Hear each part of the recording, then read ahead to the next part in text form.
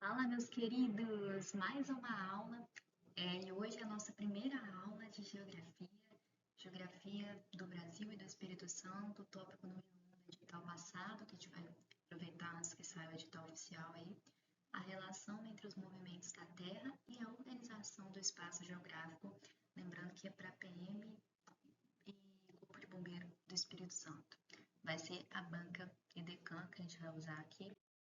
E os movimentos da Terra e o espaço geográfico vai ser o primeiro assunto que a gente vai introduzir aqui. A gente vai começar falando da rotação, né? O movimento da Terra em torno do seu próprio eixo.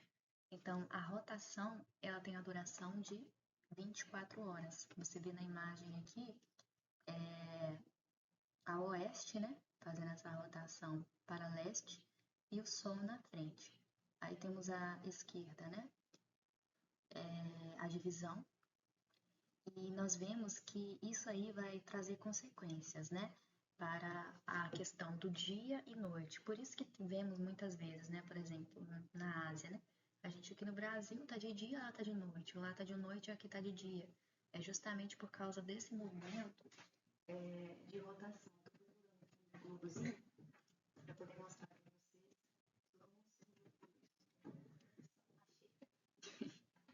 Aqui, ó, tem até ele aqui. Nós temos, né, a Terra, aí o movimento, aí nós temos o Sol aqui. Aí a Terra está girando. Aí essa duração aí da rotação é 24 horas, o que faz é fazer com que mude o dia, tá bom? Vamos e altera os fuso horários, né? Por exemplo, quando você lê um jornal, fala assim, agora são, vamos falar agora, né? Gravando esse vídeo é às 11 horas da noite, horário de Brasília. Né? Alguns outros locais no Brasil tem uma diferençazinha no horário. Aí a gente tem agora o movimento da Terra de translação. O que vai acontecer nesse movimento da Terra de translação? Tem a duração de 365 dias e 6 horas e que equivale aí a um ano. Quais são as consequências, né, das formações das estações? Né, vai interferir. Como você pode ver, a Terra, né, girando ao redor do Sol, né? Aqui está o Sol, aí a Terra vai girando ao redor dele. É assim que funciona. Aí nós vemos aqui que em alguns lugares, nessa imagem, vou grifar para vocês, aqui, eu não sei se está dando para ler no slide, mas está escrito inverno. Aqui, primavera, outono, verão. Aqui está verão também, inverno, outono, primavera. E aqui nós temos o Sol. Então, por isso que tem alguns lugares que tem as estações diferentes. O Natal aqui não neva, mas o Natal lá nos Estados Unidos tá nevando, né? Igual os filmes que a gente assiste. É por causa desse movimento aí de translação, tá? Aí a gente tem agora a relação com a organização do espaço geográfico, né? Como eu falei com vocês, muda, tá? No mundo todo, essa questão do fuso horário e das estações do ano. Vai influenciar até na agricultura, né? Porque tu vai ter certos tipos de coisas que vão poder ser plantadas em um lugar, já no outro não vai ser uma época tão boa, né? Vai impactar no turismo, né? Por exemplo, quem quer ir para o Chile e que tenha, né? Um tempo com muita neve, né? Vai ter diferença, né? Tem a época certa para ir. Por exemplo, lá na Coreia do Sul, se Deus quiser, um dia eu vou passear lá. Né? Tem época lá que tem aquelas flores, né? Vai florir, tem época que não tem. Então você tem que saber, né? Em relação a isso, até quando você for viajar, não só para concurso público, isso é para a vida, né? Como que vai estar o tempo no lugar que você vai? A época, né? A estação. E nós temos aqui, né, a relação com a organização do espaço geográfico ainda, as zonas térmicas da Terra. Elas vão ser definidas pela incidência solar, tropical, temperadas e polares, tá? Vão interferir no clima e na ocupação humana. Aí nós temos as organizações das atividades humanas, né? Porque vai ter uma rotina de trabalho, vai depender do dia e da noite, né? Do clima. Aí nós temos a inclinação da Terra, né? Deixei até essa imagem aqui para vocês, ó. Tem o hemisfério sul, a linha do Equador, o hemisfério norte. A inclinação é 23,5 graus. E é fundamental aqui para explicar as estações do ano, a diferença de iluminação, né? Como eu falei com vocês, dia, noite, num lugar. Isso tudo é importante para concurso, tá, gente? Por isso que eu tô trazendo aqui. Aí no que nós falamos, né? Quando nós falamos aqui da rotação, vai referir aí dia e noite e os horários, a translação, a inclinação do eixo da Terra, as estações do ano, e os movimentos da Terra vão influenciar no clima, na economia e na organização do tempo e do espaço, tá? Aí agora a gente vai resolver uma questão da banca IDECAN de 2019 para professor, mas essa questão é muito interessante para trazer aqui para a PM. Fui filtrando aqui, foi bem difícil achar algumas questões, mas nós vemos essa questão aqui que vai falar em relação às influências que a Lua, né? Isso aqui eu aprendi lá no fundamental, satélite natural da Terra, a Lua. Já printa aí essa questão aí ou pausa o vídeo para você responder antes de eu dar o gabarito, hein? Exerce no espaço terrestre do planeta, né, o satélite natural da Terra. Assinale a alternativa que indica corretamente. Tá pedindo alternativa correta, tá? Nossa, isso aqui ficou muito feio. Deixa eu arrumar isso aqui. Que indica, ainda tô aprendendo a mexer com esses negócios. Indica corretamente a principal influência desse satélite sobre a Terra. Como que a Lua vai influenciar aí sobre a Terra? Elevação do índice e reflexão dos raios solares? Aí não, né? Sol à noite. Oscilações do regime das marés? Alteração na quantidade de massas? Não. Determinação dos compostos químicos? Não. Elevação ou interrupção das atividades vulcânicas? Não. A que sobra pra gente é a letra B, que é o nosso gabarito. Essa aqui é bem fácil de responder, porque quando a gente vai na praia e tal, fala de maré, né? Então tem tudo a ver aí com a Lua. É uma questão bem tranquila de fazer. Temos mais uma aqui, ó, que foi do concurso da Polícia Militar de 2024 para soldado. O relevo do Espírito Santo é diversificado. De fato, né, tem vários tipos de relevo no Espírito Santo. E apresenta serras até planícies costeiras, né? Quem é do Espírito Santo ou já visitou, né, tem muita diferença, né? Você vai no litoral, né? Tá lá aquelas planícies da praia, mas você vai, por exemplo, em Domingos Martins ou Santa Teresa, aquelas regiões mais frias, montanhosas, né? Tem muita diferença. Com base no trecho anterior, é correto afirmar que, letra A, as planícies costeiras do Espírito Santo são formadas por depósitos de origem vulcânica, sendo de áreas de intensa atividade sísmica. As serras capixabas, como a Serra do Caparaó, são compostas por terrenos planos ideais para a agricultura intensiva. O relevo acidentado do interior do Espírito Santo limita a expansão urbana e influencia a distribuição da população? As planícies do Espírito Santo são caracterizadas por solos arenosos de baixa fertilidade, o que limita a produção agrícola. O relevo do Espírito Santo é homogêneo, com poucas variações altimétricas entre o litoral e o interior. Quando eu falei, já dei até a resposta, que é a letra C. O relevo acidentado do interior do Espírito Santo, ele limita a expansão urbana, né, e vai influenciar na distribuição da população, tá, gente? Porque o relevo do Espírito Santo, deixei até uma imagem aqui para vocês verem, ó. Tá vendo? Tem umas partes aqui mais altas, partes aqui, tá vendo? Concentrada a água costeiras, né? Aí o que que acontece? Ele tem formações naturais, sendo ela três, né?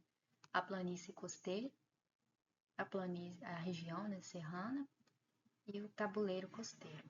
Quando a gente fala da planície costeira, ela vai representar cerca de 40% do estado. É a faixa litorânea, né? Aqui sim, ó. É a faixa litorânea.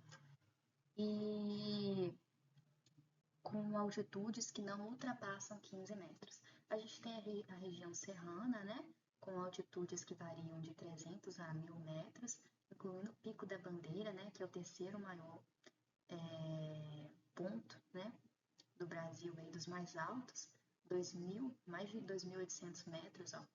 E isso aí cai muito, tá? Perguntando da onde que é esse Pico da Bandeira, né? Então, para se atentar nisso aí. E o tabuleiro costeiro é formado por sedimentos continentais, tá, gente? Localizado entre a planície costeira e a região serrana com altitudes de 16 a 45 metros. E essas características geográficas influenciam a vegetação e a hidrografia no estado, né? Contribuindo para a diversidade ecologicamente.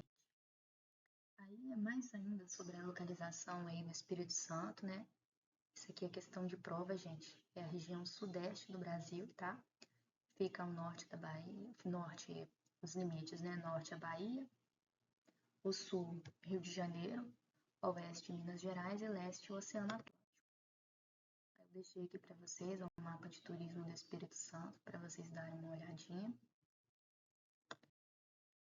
Quando a gente fala do relevo do Espírito Santo, como falamos, né? Planaltos e serras e planícies litorâneas. E o destaque, né, é a região serrana, com clima mais ameno. E o pico mais alto é que a gente falou, eu vou reforçar aqui com vocês, tem algo aqui que pode confundir. Vou até deixar aqui ó, uma observação, quando eu fizer isso aqui nos vídeos, já pode saber que isso aqui é um perigo, porque eu vi chover de questão sobre isso aqui. O Pico da Bandeira é o ponto mais alto do Espírito Santo e de Minas Gerais e também de toda a região sudeste do Brasil. Tá entre aí, tá, gente? O clima é tropical, tá, gente? O tropical úmido predominante, tropical de altitude na região serrana. Tem as características do clima no Espírito Santo, os verões. Os verões aí vão ser mais quentes e chuvosos e o inverno vai ser mais seco. A hidrografia, né, a respeito da água.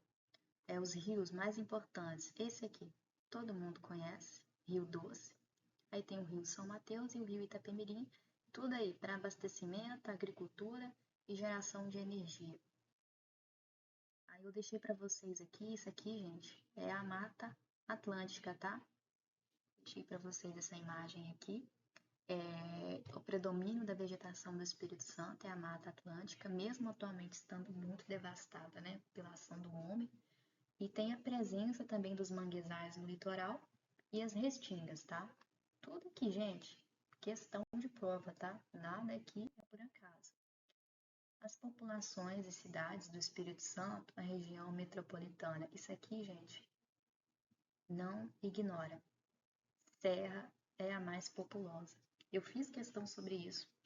Aí tem a região metropolitana, né?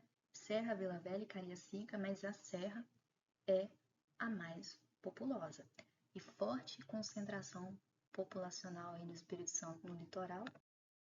A economia, né? Quando a gente fala aí da economia do Espírito Santo, tem muito a questão da exportação, né? Tem até os portos, né? Porto de Tubarão aí, um dos mais importantes. Vou até deixar uma imagem depois no próximo slide para vocês verem do Porto de Tubarão. É muita indústria, né? Fala do Espírito Santo, vai vir muita questão falando de indústria. Tem muita indústria, siderurgia, celulose. E quando fala de agricultura no Espírito Santo, o que você tem que lembrar? O principal é o café e depois a pimenta do reino. Aí aqui eu falei com vocês, né? Esse aqui é o Porto de Tubarão. Deixei uma imagem para vocês verem, o principal aí, os mais importantes. Aí a respeito do transporte, né? Como eu falei, é pelos portos, né? E pelas rodovias. E o que você tem que decorar aí para a prova? É o estado litorâneo com economia exportadora, tá? E predomínio, como eu falei com vocês, da Mata Atlântica. A Serra é a cidade mais populosa, região serrana, clima mais frio e forte atividade portuária, tá, gente? Porque a gente está falando de litoral, né? Vamos fazer mais uma questão para soldada aí 2022. Para que estudo das características físicas, demográficas e econômicas capixabas sejam plenamente entendidas, é necessário inicializar o seu entendimento a partir da localização do estado do espaço geográfico, tendo como referência os critérios cartográficos, culturais, as propostas defendidas pelo IBGE, Pedro Pichas e Milton Santos, podemos situar o Espírito Santo como pertencente Hemisfério Leste-Sul, América Latina, região Sudeste, de acordo com a proposta de Pedro, Leste Setentrional, Sudeste. E aí, gente? É América Latina, tá? Por que que é a letra B, América Latina? Tem vários pontos de vista, eu quero até que você destaque isso aí, seu caderno, não sei como você estuda, eu gosto de escrever slide, mas do ponto de vista cartográfico, é o hemisfério sul. Quando fala, né, hemisfério sul e oeste, deixa eu até grifar aqui. Em relação à proposta do Pedro e do Milton, no centro-sul, concentrada, respectivamente, e não na região sudeste. E temos outra aqui, e por fim, de acordo com o IBGE, no leste, e em relação à cultura, está na América Latina.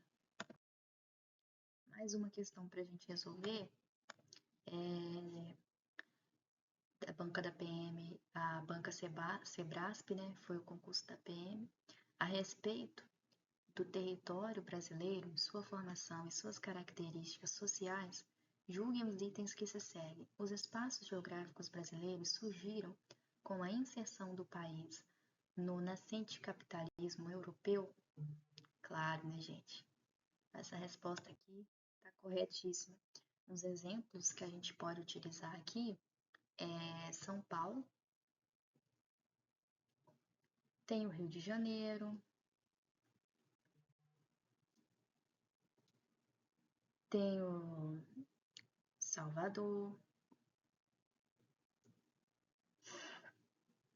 tem o Recife aqui, gente, e existem desde os primeiros anos da colonização, a época aí que a Europa deu os primeiros passos ao capitalismo que se conhece atualmente. Aí nós temos mais uma questão. É cada vez mais evidente que o homem, à medida que ocupa os espaços na Terra, contribui para a conhecida degradação ambiental, não é verdade? Cada vez mais tem degradado a natureza. A respeito desse assunto, julgue os itens a seguir. O aproveitamento da sabedoria dos povos nativos, permitindo que o processo de desenvolvimento não modifique seus valores culturais, mas preserve-os e valorize-os, constitui-se uma das dimensões de desenvolvimento sustentável?